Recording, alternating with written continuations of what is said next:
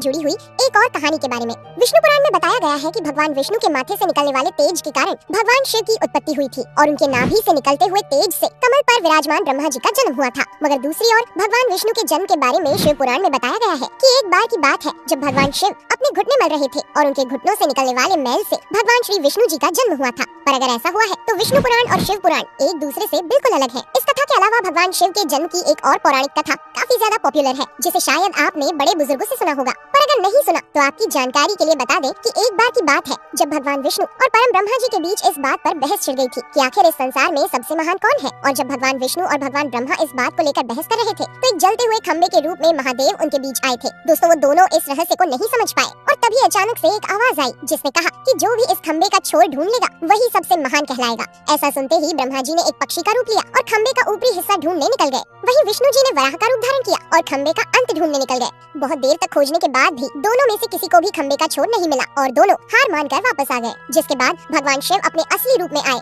और फिर भगवान विष्णु और ब्रह्मा जी ने ये मान लिया कि महादेव ही सबसे महान और शक्तिशाली है। इनसे बड़ी शक्ति इस दुनिया में कोई नहीं है। इसके साथ ही शिव पुराण में बताया गया खंबा इस बात को दर्शाता है कि ना ही भगवान शिव जन्मे थे और ना ही उनका कोई अंत है। और एक कारण तो यही है कि भगवान शिव को स्वयंभू कहा जाता है, यानी भगवान शिव का अंत है ही नहीं, वे अमर हैं। अब हम बात करते हैं भगवान